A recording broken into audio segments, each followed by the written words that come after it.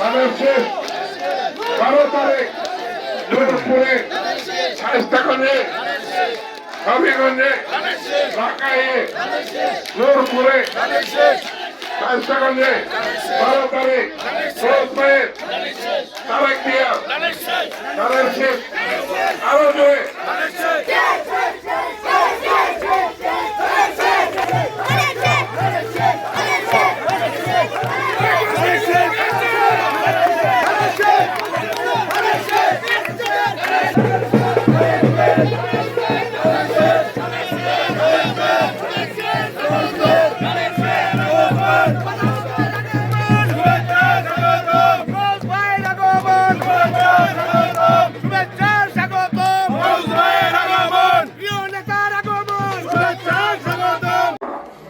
আমাদের কৃষক ধান উৎপাদন করে কষ্ট করে বাজারে বিক্রি করতে পারে না।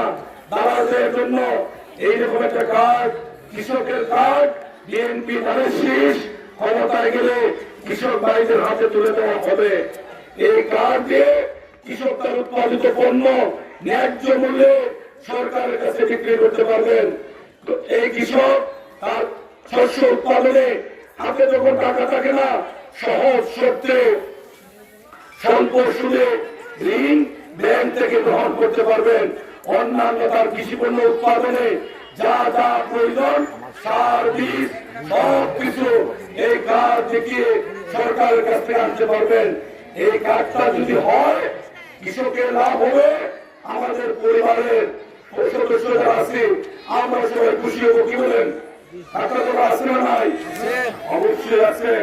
আমাদের ইমাম সাহেব, মুয়াজ্জিন সাহেব, আমি ওইখানে গিয়ে মসজিদে নামাজ পড়ে আসলাম, আসরের নামাজ। এখানে যে অবস্থা, মসজিদ ভালো কিন্তু মসজিদের ইমাম সাহেব, মুয়াজ্জিন সাহেবের বেতন নিশ্চয়ই এলাকার মানুষ কষ্ট করে দেয়। সেই জন্য তারেক রহমান সাহেব সিদ্ধান্ত নিয়েছেন, বিএনপি ক্ষমতায় গেলে মসজিদের ইমাম, মসজিদের মুয়াজ্জিন সাহেব তাদের বেতন রাষ্ট্রীয় ভান্ডার থেকে প্রতি মাসে একটা টাকা ওনাদের হাতে তুলে দেওয়া হবে। আমাদের হিন্দু ভাইদের মন্দিরে, গির্জা, উপাসনালয়ে যারা দায়িত্ব পালন করেন তাদের হাতে মাস শেষে একটি টাকা তুলে দেওয়া হবে। আরো অনেক অনেক কাজ বিএনপি করবে। জীবন অনেকবার ভোট দিয়েছেন, অনেক কষ্ট করেছেন।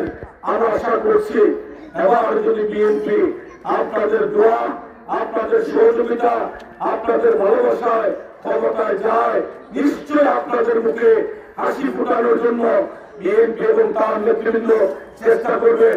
এটা বিশ্বাস করবেন, কোনোভাবে ঠকবেন না। আমি তিনবার হবিগঞ্জ পৌরসভার মেয়র ছিলাম। আমার হাত দিয়ে 200 কোটি টাকার উপরে পৌরসভার উন্নয়নে খরচ করেছি, কিন্তু আমার নামে 1 পয়সার কোন চুরির মামলা আওয়ামী লীগ বা 111 আসামের সমর্থিত সরকার দিতে পারে নাই। আমি চেষ্টা করেছি মানুষের আমানত পাহারা দেওয়ার জন্য। আমাদেরকে খেয়ানত করি নাই বলেই মানুষ আমাকে বারবার ভোট দিয়েছে। জেল থেকেও আমি হবিগঞ্জে বাড়ি আমার থেকেছি সিলেট জেলে, সেইখানে থেকেও নৌকার চেয়ে ধানের শীষ 3,500 বেশি ভোট পাইয়া আমি টানা 3বার মেয়র হয়েছি। এবার শুনে না, এইবারও আমার দল আপনাদের ক্ষেত্রে আমাদের সুযোগ সৃষ্টি করে দিচ্ছে। যদি আপনারা ভোট দেন, ইনশাআল্লাহ পৌরসভায় দল ধর্মের ঊর্ধ্বে উঠে হিন্দু, মুসলমান, বৌদ্ধ, খ্রিস্টান সকল মানুষের দোয়া, ভালোবাসা যেভাবে পেয়েছি, যদি আপনারা বিশ্বাস করে আপনাদের ভোট আমাকে আমানত হিসাবে রাখেন, পুরা সুন্দর মানুষ কোনোভাবে প্রতারিত হবে না ইনশাআল্লাহ। ইনশাআল্লাহ কথা একটাই যে আমি কাজ করতে চাই, কাজের সুযোগ আল্লাহ রাব্বুল আলামিনের দয়া করুণায় যদি আপনারা দেন, তাহলে ইনশাআল্লাহ আমরা কাজ করব।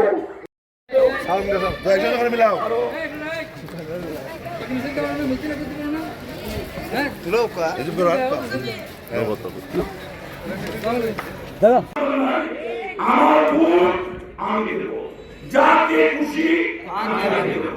ভোট আমার জন্মগত অধিকার, ভোট আমার নাগরিক অধিকার, ভোট আমার সাংবিধানিক অধিকার।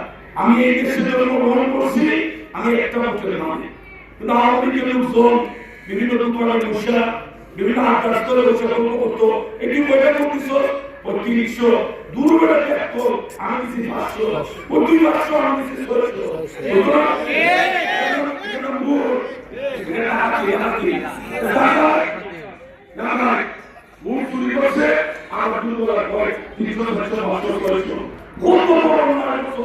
সারা দেশের মানুষ পাকিস্তানের সাথে যুদ্ধ হয়েছে ৩০ লাখ মানুষ শহীদ হয়েছে ২ লাখ মানুষ নির্যাতন হয়েছে আমরা মুখের দিকে ফিরে আসছি পুরাকে আমরা একটা ভুল তোরা কথা দিয়ে ৪০০ বছর বিশ্বাস দিব অন্যায় এই অন্যায় আর আমার বলতে দেওয়া যাবে না।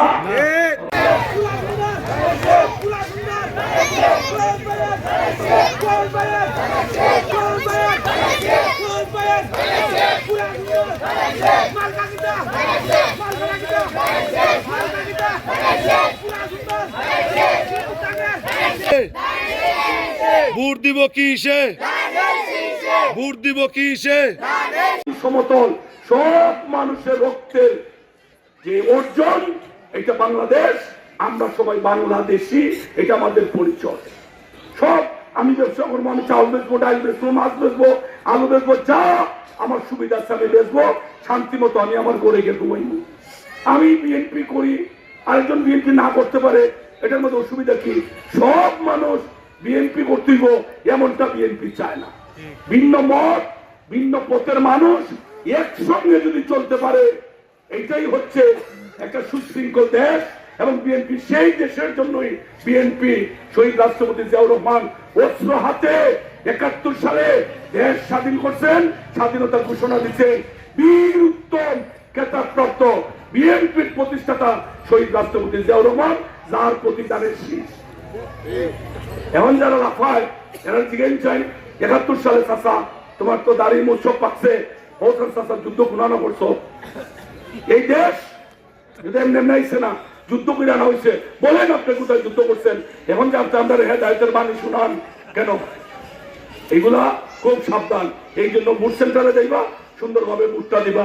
অনেক রায় দিচ্ছে মা বোনরা যারা আসছেন, এই যে বিএনপিটা ভালো উদ্যোগ নিচ্ছে, আর বাবা তোমরা আরো ভালো নেও। মাদের জন্য একটা ফ্যামিলি কার্ড বিএনপি কইছে, মায়েদের জন্য পরিবারের যিনি কর্তা মায়েদেরকে একটা ফ্যামিলি কার্ড দিব, কৃষকদেরকে একটা কৃষি কার্ড দিব।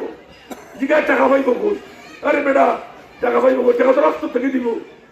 বিএনপি জিয়াউর রহমান সাহেব ক্ষমতা চালাইছে, রাষ্ট্র চালাইছে, খালেদা জিয়া ৩ বার চালাইছে। এই যে মায়েরা বয়স্ক ভাতা, বিধবা ভাতা, স্বামী পরিত্যক্ত ভাতা, মাতৃত্বকালীন ভাতা, মেয়েদের অবৈতনিক শিক্ষা ব্যবস্থা সেটা পাইলে বই খালেদা জিয়া চালু করছে, রাষ্ট্রের অর্থের যোগান দিচ্ছে।